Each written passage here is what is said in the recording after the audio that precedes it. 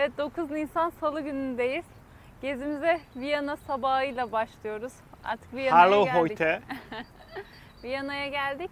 Arabamızı şehir merkezine bir otopark bulduk. Bütün gün 10 euro gibi bir fiyatı var. 9,5-10 euro gibi. En uygun fiyatlılarından bir tanesi.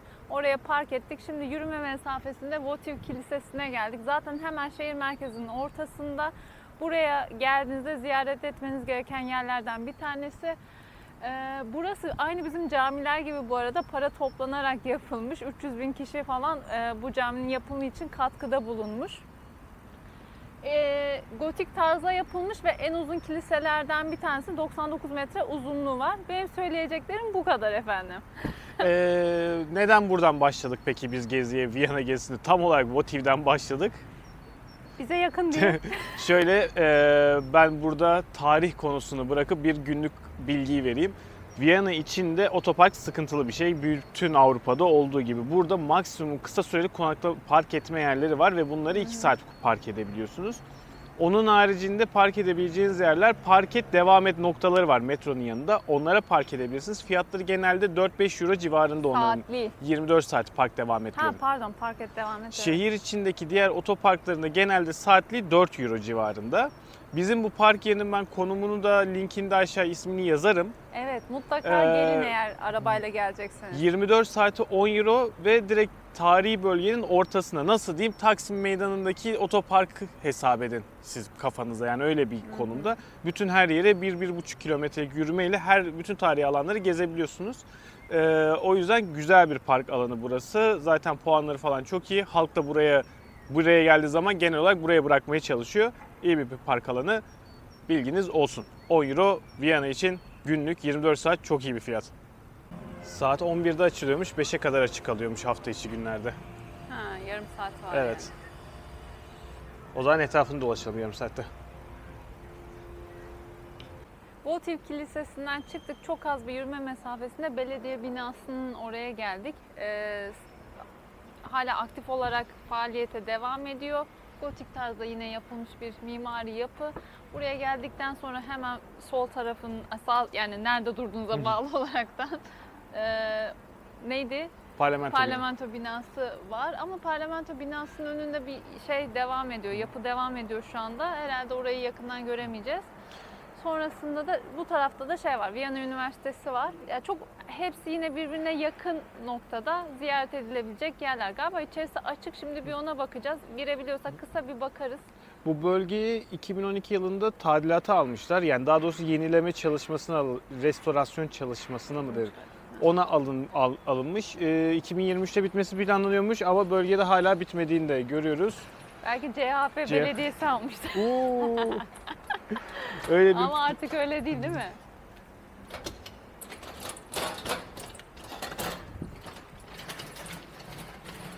Tabii yolun ortasında durunca bir yol verme molası. Öyle bir durum var ama ya bu rotayı buradan başlattığınız zaman bir yay şeklinde eski bölgeyi gezebiliyorsunuz ve yay şekli bir haritada göstermeye çalışırım ben. Yay şeklinde gezmeye başladığınız zaman bütün Viyana'nın bölgesi neredeyse her yer böyle tek tek sıra sıra geze geze yayı bitirebiliyorsunuz. Şimdi o zaman Ok yaydan çıksın mı? ok yaydan çıksın. Hadi gidelim. Hadi gidelim. Belediye binasının içine girebiliyorsunuz ama sadece rehber eşliğinde girebiliyorsunuz. Kendilerinin bir belirlediği kokartlı rehberlerle girebiliyorsunuz. Ya da pazartesi, çarşamba ve cuma günleri saat 1'de içeriye 1 saatliğine alıyorlar insanları. O zamanları denk getirirseniz girebiliyorsunuz. Biz gün itibariyle, bugün ne günler, Salı? Evet, biz gün itibariyle giremiyoruz. Çok büyük bir eksiklik yaşıyoruz şu Evet. O bilgi cebinizde olsun. Eğer pazartesi, çarşamba, cuma geliyorsanız saat 1'de gelip girebilirsiniz içeri. Yoksa bir tur eşliğine gelmek zorundasınız. Devam o zaman. Hadi devam.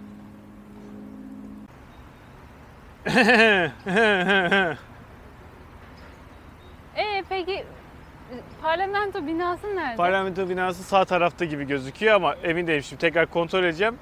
Neyse. Kayıp olduk.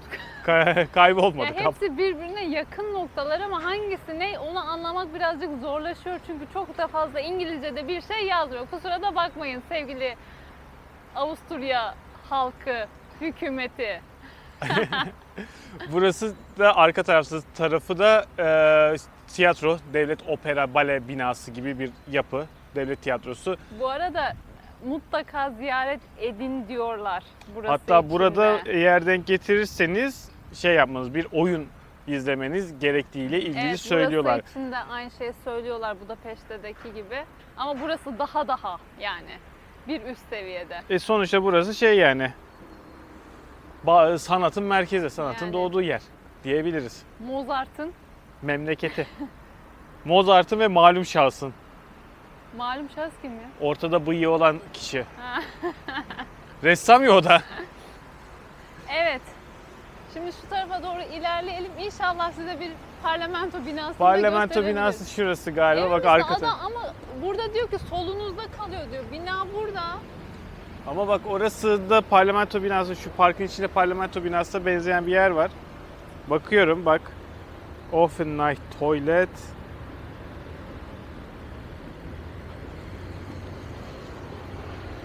Bak parlament yazıyor şurada. Hayır ya buradaymış. Hemen yanındaymış. Evet. Solunda gerçekten ama diğer solunda. Diğer taraftan solunda gel. Hadi gidelim artık şu parlamento. Şu parlamento binasını gerçekten görelim. Ama operayı Operaya geçtik. gitmeyeceğiz mi? Her şeyde oraya gidelim oradan dönelim. Karşıdan karşıya geçip tekrar karşıdan karşıya geçmeyelim bence. Tamam. Ya bu arada şu parklar, bahçeler yine müthiş değil mi ya? Baksana Evet. ya, her yer şehrin ortasındayız şu anda. Her yer yeşillik, her yer cıvıl cıvıl kuşlar Her yer ötüyor. kuş. Küçücük çocuklar ortalıklarda dolaşıyorlar. Komik komik gitmiyorlar mıydı böyle üzerlerinde turuncu yelekle geziye Evet. çıkmışlar. Bir de bak sessiz. Şu an iş makinesi var burada. İnşaat böyle bir şey Şurada yapıyorlar. oturalım da izleyelim. Ha? Ne Ha, diyorsun? oturalım tabii. Bir kahve alalım. Ama bu keyifsiz makine baksana böyle sesi yok, soluğu yok, kırması yok. Böyle Aha. efendi Evet, burası kesinlikle bir parlamento binası olabilir. Evet, parlamento binasına geldik. Geldik. Çok kolay bir rotayı çok zorlaştırırsak da nihayet parlamento binasını bulduk. Şurası belediye binası, burası parlamento binası. Yani o kadar yakın. Ama biz kulağı birazcık şöyle tuttuk. O yüzden bulmak zor oldu. Evet, parlamento binasına geldik ve gerçekten muhteşem. Ben parlamento binasıyım diyor. Ben parlamento binasıyım diyor. Şöyleymiş, yani Avrupa'daki en güzel parlamento binalarından bir tanesi olarak zaten seçilmiş. İkinci Dünya Savaşı'nda çok büyük bir zarar görmüş ama aslında uygun olarak yapılmış. 1956 yılında da tekrardan açılmış. Halka açık diyorlar yine ama bir sorarız. Belediye binası gibi aynı şey olabilir. Belli bir saatlerde Benim alınıyor gördüğüm 5 olabilir. euro yetişkinler için fiyatı, çocuklar ve yaşlılar için 2,5 euro gibi bir fiyat görmüştüm internette ama doğruluğundan emin değilim. Bilgi fotoğrafını vesaire falan çekip koyarım. Bir saniye, ortalık karıştı, tramvay sesleri. Bina ile ilgili şöyle bir şey var. Binanın tam ortasında Athena'nın heykelini görüyorsunuz. Elinde küçük bir Nike Athena. ya da vesaire artık nasıl derseniz onun küçük bir heykelini tutuyor elinde. Savaşı ve barışı temsil eden bir heykelle birlikte alta doğru duruyor. Aynı zamanda Macaristan ve Avusturya İmparatorluğu'nu temsil eden iki heykel var etrafında. Aynı zamanda binanın üst kısmında tarihi önemli karakterleri, heykelleri var. İşte bunun içinde Sezar var, Maximilian var, Herodot var. Bunlarla ilgili bir sürü heykel var üzerinde. Yani bütün bunlar varken kötü olması mümkün mü? Değil. Değil. Diğer taraftan bu Avrupa'da sanırım sonradan inşa edilen, tapınak tasarımıyla inşa edilen tek parlamento binası diye bir bilgi var. Doğruluğunu emin değilim ama öyle okumuştum. Onun haricinde sütunları vesaire bayağı da büyük bir yer. Ya bir sürü metre falan filan diye ölçüleri var. Yok 135 metreyi 90 metre gibi falan bir ölçüleri var. Onlara çok önemli değil. Ama yani burası bir parlamento binasından ziyade Roma'daki bir tapınak binasının aynısı. Çok güzel. Özellikle yani Athena heykeli ortada böyle ihtişamlı duruyor. Ya bu Athena dedikçe hep aklıma Cem Yılmaz'ın Athena. Athena. TL. Hep aklıma o geliyor. Evet. Bütün ciddiyetimi kaybediyorum ya. 30 yaşının altındakilerin de hatırlamasının imkanı yok bu bilgiyi, bir reklamı. Evet, burası da böyle. Haydi o zaman bir içeri girmeyi deneyelim. Evet. Hızlı güncelleme. Gerçekten Parlamento karşıya geçelim önce binasını de. bulamazken içine bile girdik. Sana öyle söyleyeyim. Sana, direkt sana. Sen izleyici. Size öyle söyleyeyim. Şöyle içeriye giriyorsunuz, bir tane QR kod var, onu okutuyorsunuz, oradan sizin bilgilerinizi istiyorlar işte. Ad, soyad, doğum tarihi vesaire. Sonrasında size bir ticket yani bilet Mailinize gönderiyorlar gönderiyorlar. mailinize. Konfirmasyon maili geliyor. Orada bir QR kod oluyor. O QR kodla da girişte size yardımcı oluyorlar. Bir bilet gibi bir şey işte zaten o. Girerken O aynı kadar. zamanda pasaportunuzu kontrol ediyorlar. İçerideki gişelerde ve sağda solda çalışanların birçoğu Türk olduğu için zaten Evet, yardımcı Türklerle oluyorlar. karşılaştık. Hemen hoş geldiniz abi, hemen hoş geldiniz. Böyle yapın, şöyle yapın diye hemen de yönlendiriyorlar.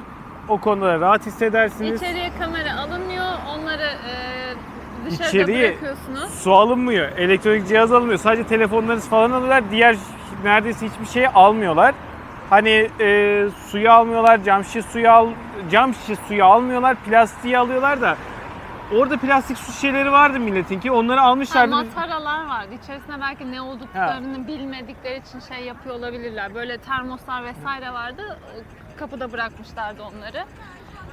Onun dışında söylenecek şey, dışarısı ne kadar tarihi bir yapıysa içerisi o kadar modern bir yapı. İçeride öğrenciler var, bir sürü halktan insanlar var. Ziyarete açık olduğu için hani geliyorlar orada. Güncel bu arada şeyleri Tabii. dinliyorlar. Parlamentoda yer alan insanların işte konuşmaları vesaire, ne yaptık, ne yapıyoruz, ne Vaatleri. yapacağız gibi. Bizi seçin, biz size şunu yaptık falan, bayağı güzel şeyleri anlatıyorlar. Bir tarih bölümü var, böyle işte Macaristan Kütüphane var. kütüphane var. Kütüphanede bu arada zamanınız varsa kütüphanede her ülkenin kendi tuttuk bunları Macaristan demişim. Avusturya Macaristan zamanından başlayan ve şimdiye kadar tuttukları kendi kayıtlarını kendi dillerinde veriyorlar. Yani Türkiye ile ilgili kayıtları, Osmanlı Türkiye dönemi kayıtlarını Türkçe olarak veriyorlar. Oturup okuyabiliyorsunuz. Bunu bu arada her ülke için yapmışlar. Ama tabii bunu istemek, beklemek falan uzun bir zamanı istiyor. Öyle bir zamanınız varsa değerlendirebilirsiniz. Evet. Şeyi ben çok sevdim bu arada. Ses yok dedik, şehirde apaçısı çıktı. Şehir, şöyle bir şey sevdim. Çoluk çocuk, aile insanlar hafta içi buraya gelmişler. Siyaset nedir, demokrasi nedir, nasıl oy kullanacaksınız, neden oy kullanması falan gibi bir sürü konuyu çocukları orada anlatıyorlar. Evet. Onu çok sevdim. Hani bence böyle bir şey yapılmalı. Güzel. Ben de beğendim. Şimdi bizim yarım saatimiz var Ankara gitmek için. Saat tam 12'de neredeyse kaçırdık. Buradayım. Bütün semboller 12'de çıkıyor. Biz de o saati yakalamaya çalışacağız. Orada açarız şimdi. Orada açarız. Hızlı Şimdi hızlı hızlı yürüyelim. hareket etmemiz lazım.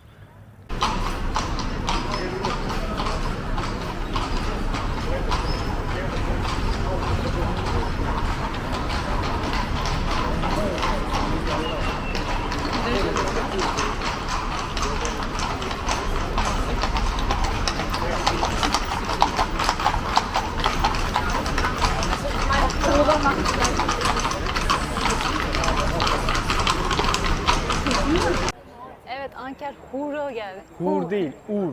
Anker Uğur'a geldik. Uğur saat. U-H-R saat. Uğur diye mi söylemem Uğur, gerekiyor? Anker Uğur. Anker Uğur. Çapa saat. Çapa saati deyince olmaz ama. Tamam, Anker Uğur'a geldik. Burada iki binayı birbirine bağlayan tarihi bir saat var. İçerisinde 12 adet Viyana'yı mı, 12. ayı mı? ayı mı? Bilmiyorum ki, ben sanki aydır diye düşündüm. Hayır, aynı 12 adet ünlü şahsiyetin figürleri var. Bunların her biri aslında bir saatte bir çıkıyor. Ama saat 12'de hepsi birlikte kendisine özel bir müzikle birlikte geçiyor. Geçiş töreni gibi bir şey yapıyor. O yüzden saat 12'de gelmenizi tavsiye ederiz sizin de. Bu kadar. Biz de zaten o yüzden biraz bu gezinin en koştur zamanı bu. Muhtemelen bir daha bu kadar koşturmayacağız bir yere. Sebebi de tam zamanda buraya gelmekti. Şimdi Bakalım, geldik, saat ne kadar 55 var? geçiyor. Saate göre 55-54 falan geçiyor oradaki saate göre. Benim saatim 57 geçiyor gerçi. Bakalım, bekliyoruz o zaman. Bu bölümün başına bir not olarak ekliyorum bunu. Evet.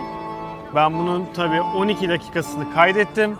Ama 12 dakikasını atmayacağım. Muhtemelen 1 dakikasını atacağım. Eğer ki devamını merak ediyorsanız özelden yazın, size özel olarak gönderirim. Merak etmeyin.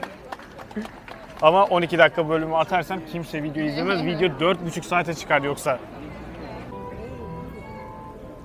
Şimdi 7 mi geliyor? Maximilian mı geliyor? Evet, Maximilian gelecek. Buradayız. Yeri gelecek. Son şövalye, ünvanlı, kutsal Roma İmparatoru 1. Maximilian. Alkış. Maximilian bu şehir için önemli, çok fazla Viyana için. Roma döneminde şey yapıldı. Roma dönemini yaşarken bu şehir, Maximilian buraya çok fazla şey yapmış, böyle önem arz etmiş. Evet, kafelerin adında orada burada her yerde bir Maximilian var.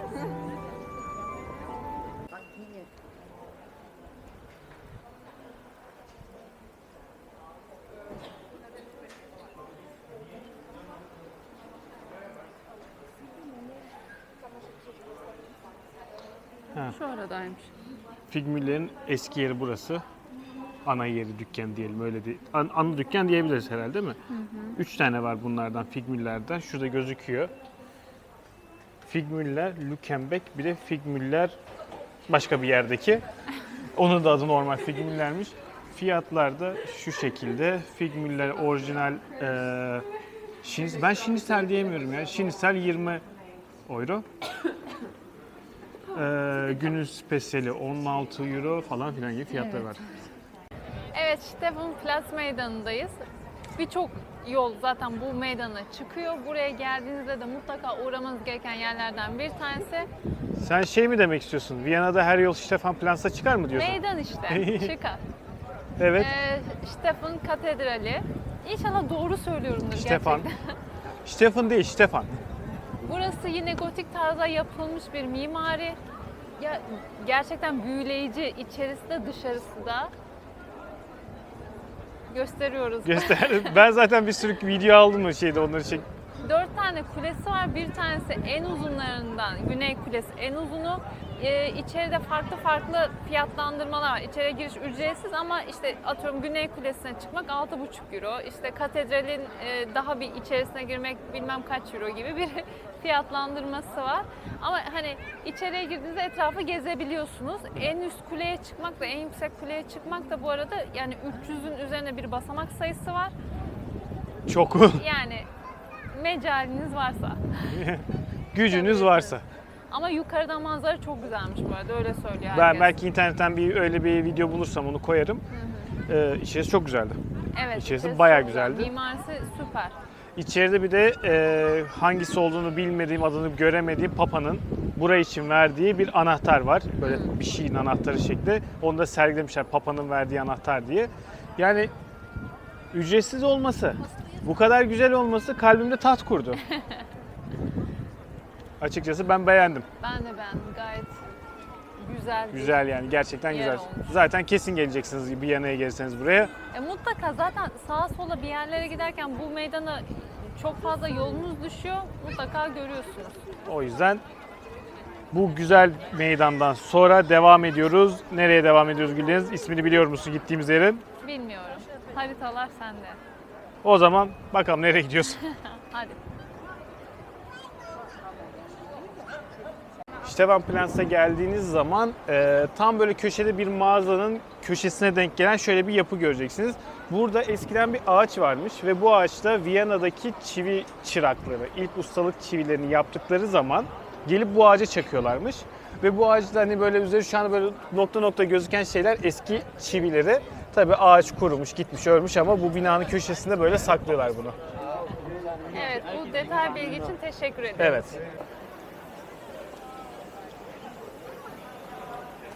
Böyle su içme yerlerinin yanına böyle püf diye pufur pufur Serinleme yerleri. serinleme noktası veriyorlar. Bu arada tabii ki çeşmeden sularınızı içebilirsiniz. Boşu boşuna marketten su almayın. Boş şişenizi Yanında buradan dolaştırın, doldurun. Katedralden hemen devam ettiğiniz zaman zaten göreceksiniz büyük bir ihtimalle tepesinin parlak parlak olmasından dolayı Öyle şurası Column of Pest olarak haritalarda kayıtlı.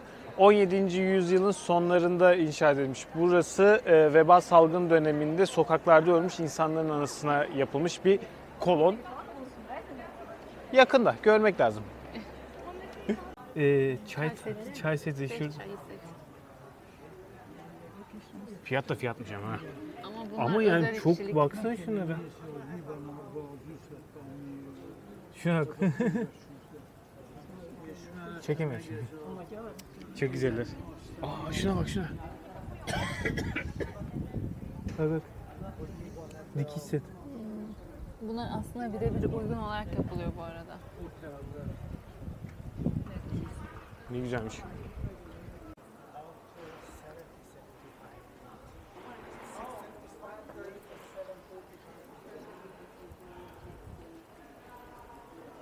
Gözlerimin içine bak da söyle, Mozart'ın evine girmek istiyor musun? Hayır.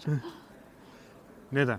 Neden? Çünkü 14 14 euro euroymuş. kişi başı. 14 avro. Euro. Şey isterseniz, konsere gelmek isterseniz 32 euroya bir konser var şu anda. Müze gezilmesi içinde dahil ama yarın akşam. 39 değil miydi? 39. Hepsi dahil 39. 39'muş, özür Yani dilerim. müze girişi artı konser 39 euro. Eminim güzeldir. Girmiş güzel olduğunu düşünenler varsa alta yorum olarak yazsın. Çünkü içeride çok fazla bir şey yok. Yani adet Bizim durumumuz yoktu, giremedik. kahrolsun euro. O zaman buradan devam edelim. Gördük mü gördük. Güzel bina. Evet. Yani Ama bir şey söyleyeyim. Etraftaki binaları kıyasla baktığınız zaman Tokyo evi gibi ben duruyor. şimdi ona da bir şey söyleyemeyeceğim yani. Al, Gerçekten. göster, kendileri karar versin. Yani bütün bu bölgedeki Koskoca binalara Mozart'ın. bakınca Mozart'ın evi gerçekten Tokyo gibi duruyor. Bence tırt olmuş biraz. Acaba Karadeniz'de müteahhit mi yaptı? Olabilir. Hadi o zaman buradan nereye bilmiyorum. Bakalım.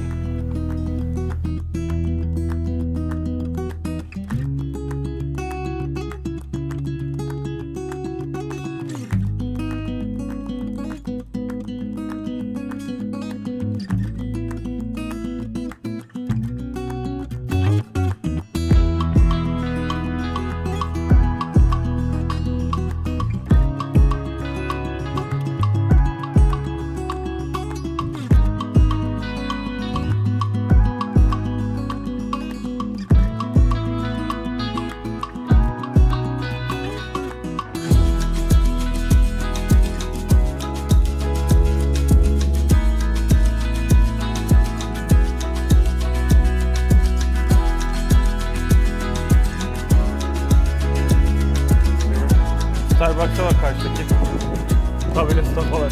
Neyse.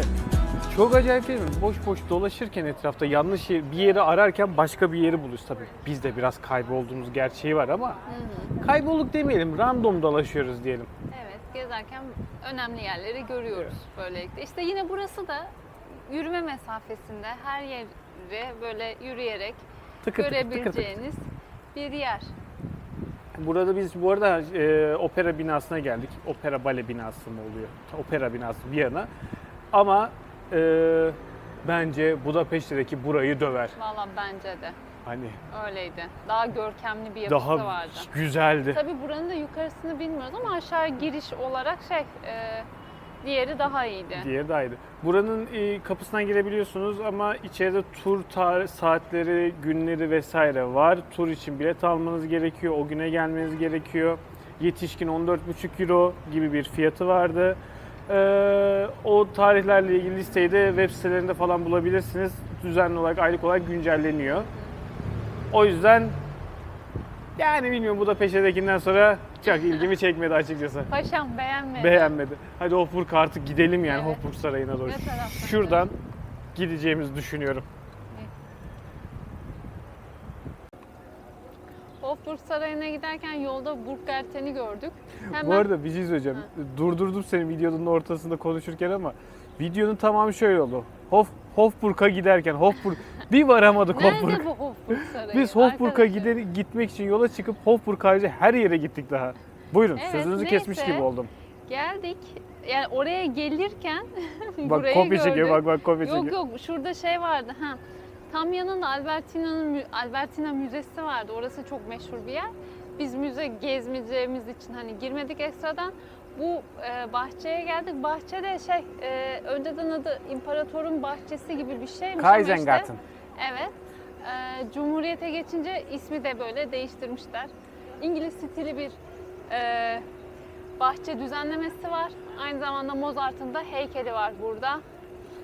Mozart'ın şehri olduğu için kendisine buraya böyle bir heykelcikle onurlandırmışlar. Tabii burası monarşi dönemindeyken, yani Avusturya Macaristan İmparatorluğu dönemindeyken imparatorun bahçe olarak kullandığı yermiş. Şekil şükür kendisine ne güzel bahçe yaptırmış.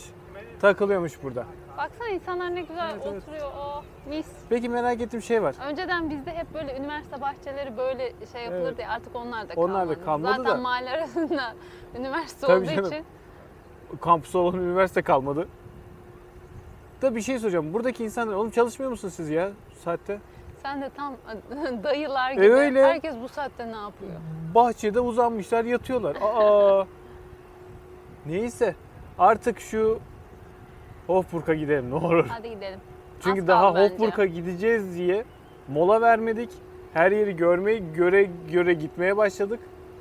Saat 11'de başladık. 10.30'da başladık. Yok tabii daha erken. 10.30'da başladık. Saat 3 oldu. Daha mola veremedik. Hofburg'a gideceğiz. Hofburg'a gidiyoruz. Hofburg'a gidiyoruz Tamam, diye. şimdi bakalım Hofburg Sarayı. Hemen arka taraf.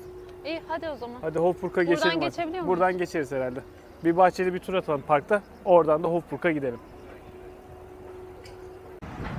Ne oldu? Wolfburg'u olmadı değil mi? Bir şey söyleyeceğim gerçekten. Yani Wolfburg'a çok yaklaştık bence ama neresi olduğunu bulamadık. Ama artık üşendik. Yani bütün Wolfburg'la ilgili her şey, bahçesi, kütüphanesi, orası burası her şeyi gördük. Tamam ya, yeter. Daha da fazla zorlamaya gerek yok. Belli ki gidemiyoruz. Niye uğraşalım ki? Şimdi geldik. Naschmarkt. Naschmarkt. Naschmarkt, tamam. Oraya geldik. Şimdi burada oturup artık bir şeyler yiyeceğiz. Güzel bir yermiş ha. Seviyorum ben böyle toplu yeme içme yerleri, pazarlarını ya. Güzel. İspanya'daki yer de mesela çok güzeldi. Adını hatırlayamadım, uzun olan ismi. Ha. Biz şöyle bir Alman bir şeye oturalım. Alman dedim de Avusturya gibi bir şeye oturalım. Tamam Aa, şöyle burada bir tur peynir var. atalım, ondan sonra bir yer bulalım, Tamam. oturalım. Şu an Öyle ne ama- var ne yok bilmiyoruz çünkü. Gidelim böyle bol yağlı, tuzlu Alman ekolünden gelen Avusturyalı yemeklerden yiyelim hamur işlerinde. Ne oluyor ya, bana öyle bakıyor. Evet, Karl Kilisesi'ne geldik. Karl Kilisesi. Bakınız Karl Bir şey Kilisesi. söyleyeyim, bunun üzerinde niye bu kadar zor? En kolay da Aa, isimlerden şurada bir tanesi. insanlar var. Ne yapıyorlar orada? Tepeye çıkmış fotoğraf çekiniyorlar. Neyse, bu da Karl Kilisesi. Evet. Bu da değil ama Karl. Viyana'da Karl Kilisesi. Oo.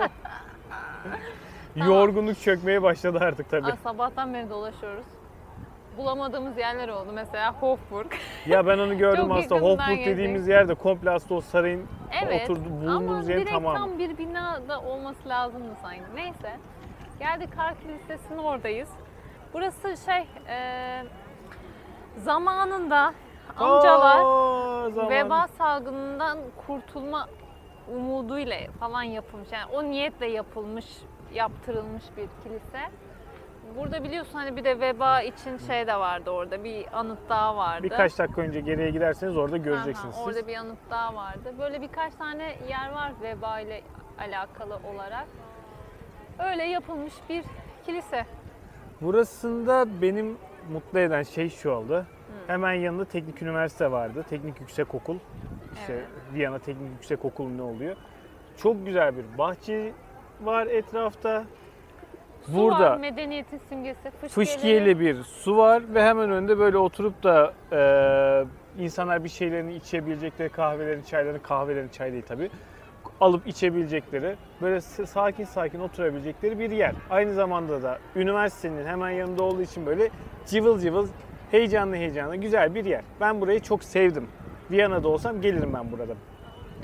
Otururum ben burada daşı otururum sıcak. Evet. Suyun yanında yaparım. Bayağı çoluk çocuk etrafta koşturuyor ya. Ya meydan seviyorum dediğim zaman da bence hakkı vardır yani. Meydan çok güzel bir şey. Güzel bir yermiş. Ben kilisenin bu kilise bugün gördüklerimiz arasında yani Hatta bu gezi, şu ana kadar gezi boyunca gördüklerimiz içinde ortalama biz. Çok müthiş vesaire değil ama bence yapım nedeni önemli zaten burada. Hayır, dememişler ki biz bu parayı, yan tarafta üniversite var, üniversiteye yatıralım. Üniversite bununla ilgili, veba ile ilgili bize çözüm bulsun dememişler. Kocaman kilise yapmışlar. Veba ile ilgili çözümümüz kimdedir? İlaç sanayi, medikal sektör, sağlık. Daha sayayım mı? Yok. Böyle bir şey yani, onları oraya paraya yatırabilirdin. Onun yerine bu kiliseyi yaptığın için işte cehalet dönemi. Burada biraz dinlenelim o zaman. Ondan sonra ismi hiç aklıma gelmedi. Nereye gidiyoruz? Saraya gideceğiz Saraya ya. gidiyoruz. Belvedere Sarayı. Belvedere Sarayı. Gene bir Belvedere saray mi? çalışması İnşallah bulacağız. bu sefer bulacağız. Hadi o zaman, bu yolumuz yaklaşık 1,5 kilometre, 2 kilometre falan. Var mıydı o kadar? İyi, tabana kuvvet. Hadi tabana Bakayım bak, kuvvet. bugün sabahtan bu zamana kaç adım? Saat 5 olmuş. Ama çok da bir şey değil be. 16.000 küsur adım olmuş. 20.000'den aşağıya adıma ben adım demem. Tabii Turistik yerde. 15.000 adım normal hani. Normal, Ayvalık'a giden insan adamı. normal şu anda. Tabii normal şu anda. Hadi biz o zaman Belvedere'ye gidelim de Beni şu- çağırıyor. Ben bir gideyim, geliyorum. Hadi sen bir git gel. Hadi koş. Hadi o zaman. Sanırım tarihi bölge olan yerlerden sonuncusuna artık geldik. Şöyle ardına doğru alayım. Ardıma doğru. Ardımı aldım. Ama sen ardına bakma. Ardına bakma yolcu. Belvedere Sarayı'ndayız. Bu herhalde artık Viyana'daki tarihi noktalardan, görülecek tarihi noktalardan bizim listedeki son yer. Tabii Viyana bu şekilde bitmiyor. Daha sayamayacağınız kadar çok yer var. Neyse, Belvedere Sarayı'na geldiğimiz zaman burası Prens Eugene tarafından 17. yüzyılda yaptırıldı. Hindelhof muydu o adam adı? Onun tarafından yapıldı. Buranın aslında yegane öncelikli olarak özelliği ne de ya? Yegane İlk özelliği, özelliğiydi. Ha? Tek özelliğiydi. tek özelliği. Buranın yok, tek özelliği Tek değil. özelliğiydi o. Buranın en önemli özelliği 1954 yılında İkinci Dünya Savaşı sonrası Avusturya'nın bağımsızlığını kazandığı, imzanın atıldığı bina burası. Ha, ama onun için işte 2 tane yer var burada. Biri aşağı ayrancı, diğeri yukarı.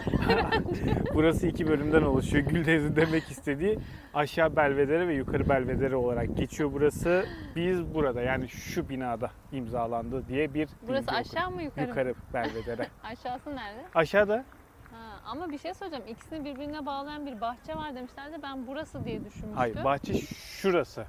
Ha. Şuradan geçiliyor. Bak şöyle arkası, bunun Tamam. arkası.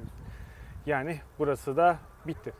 Güzel yer. Burasıyla ilgili konu burası biraz şehirden, genel olarak tarihi bölgeden biraz da bir tık daha uzakta bir yerde geliyor.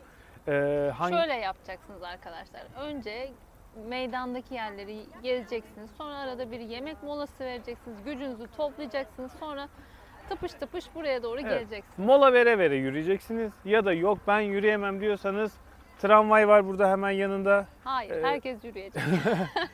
Hangi tramvay olduğunu ben bakıp yazarım altına. Hani şu tramvayla merkezden buraya gelirsiniz diye. Direkt önünde tramvay durağı var. Onunla da gelebilirsiniz ama Viyana'dasınız. Yol uzun da olsa yürüyün. Çünkü her yer bir şey. Açık hava müzesi. Her yerde bir şey var yani. Hani her yerde. Az önce bir tane apartman bahçesinden geçtim. Kapısının önünde 2 tane aslan heykeli vardı ama yani dün yapılmış aslan heykeli değil. Bayağı 100 yıllık aslan heykeli vardı. Bir tık sövmüş olabilirim orada yaşayanlar. Evet, şimdi aşağı ayrancıya gidiyorum. Aşağı Belvedere'ye doğru geçelim. Ben şöyle bir Ve daha doğrusu aslında şöyle yapalım. Aşağı Belvedere'yi ben arka plan görüntüsü olarak atayım şimdi. Biz buradan artık kapatıp yeniden merkeze doğru ilerleyelim. Merkezde oturalım. Şu Lavoy muydu restoranın adı? Ne lavoyu? Şinisel yenilecek yerin adı. Figmüller. Figmüller'e gidelim. Yer bulabilirsek oturup orada. Daha yeni yemek yedik. Ben acıkmadım ya. Oraya gitmemiz bizim zaten 2 saat. Abart. Bilmiyorum, ağır dura dura. 1,5 saat 2 saat. Ben öyle Şunlar ne satıyormuş burada ya? Onlar orada bir şey Sarayın satmıyorlar. bahçesinde. Etkinlik var. Ne etkinliği? Sormadım. Tamam, Oraya hadi Figmüller'e aşağı doğru gidelim. ayrancıya. Oradan sonra da bakalım Figmüller'de bakarız. Beni mi aramıştı? İşte buradayım. Deli. Gitmişler. Ne yapacağım? Ben siz bir video mu çekeceksiniz? Düşüremedim. Ne diyorsun kafe Sacher'a ile ilgili? Sacher. Çok güzel bir kahve içtik. Viyana'nın kahvesi melange mi? Melange. Normalde ben çok sütlü kremalı kahve sevmiyorum ama hani buraya özel bir kahve olduğu için denemek istedim ve gerçekten sevdim. Güzel. Sütü de kreması da çok lezzetli. Kahvesi de çok güzel. İçerisiyle ilgili ne düşünüyorsun? İçerisi de şahane. Yani böyle tarih kokuyor. Tertemiz, mis gibi, pırıl pırıl. Ben kendimi hiç buraya ait hissedemedim. Özellikle dağılmış saçım, beyaz yamulmuş tişörtüm. Birazcık turist olduğumuz için şöyle böyle bir hale geliyor. İçerisi bir şıklığı hak ediyor. Evet, Güzel bir yer. güzel yerde. Uğrayın. Yani en azından bir tane kahve içmek Bir için. kahve içersiniz, bir tatlı yersiniz. Sabah biz geçerken sıra çok vardı ama Evet, önünde sıra oluyor bu arada. Bizi tesadüfen tam biz gerçi kafe tarafındayız ya. ikisi de yok ya burada sıra vardı sabah. Evet Sabah. ama işte o zaman kahve içmeye daha elverişli bir saat olduğu içindir Ha. belki bilemedim yani. Bir Önünde kalabalık sıra saatti vardı. sonuçta. Aha. Orada biz şu an saat 7.30'da geldik. Biz 7 civarında falan geldik. Yarım saattir Elimizi içeri. kolumuzu sallayarak. İçeri girdik. İçerisi de bomboştu. Evet. Güzel bir kahve içtik. Şimdi devam ediyoruz. Bir şeyler devam bilmiyorum artık bilmiyorum. Şuradan aşağı inip oradan da bir şeye gidelim. Fig Müller'e. Evet. Hadi bakalım. Şinslerimiz eksik kaldı. Ona da böyle çek atarız inşallah. İnşallah. Hadi bakalım. Biz şimdi şinisel yemek için Hinterhof'a geldik. Fig Müller'i Çünkü Fig Müller'de çok fazla sıra vardı. Burası da Fig Müller kadar meşhur olmasa da çok iyi şiniseli olduğu söylenen yerlerden diğeri. Bakalım, deneyelim, görelim. İyi şiniselle kötü şiniseller arasındaki farkı biliyor musun? ayırt edemez. Yediğimiz şeyi beğeneceğiz. Çok kötü değilse kesin beğeneceğiz o zaman. Sipariş verelim, bir tane şinisel söyleyelim, ikiye bölüp yiyelim. Tamamdır, hadi. Duyuyorum. Ne düşünüyorsun? Bence güzeldi. Ama hani şeyi bilmiyorum, hani iyisi mi kötüsü mü, kötüsüyle iyisi arasındaki farkı bilmiyorum ama Belki bir süre sonra midemizden tuhaf şeyler oluşursa kötüsüdür bence. ama lezzetliydi. Yani şeyde Google puanlarında da yukarıdaydı burada puanları. Fig Müller çok kalabalıksa denenebilir. Evet. Aa, sen neredesin? Kameradan kaçtın. O zaman biz son yürüyüşlerimizi, turlarımızı yapıyoruz ve artık Viyana'yı kapatıp Prag'a doğru yola çıkıyoruz. O zaman Prag'da görüşmek üzere. Görüşürüz.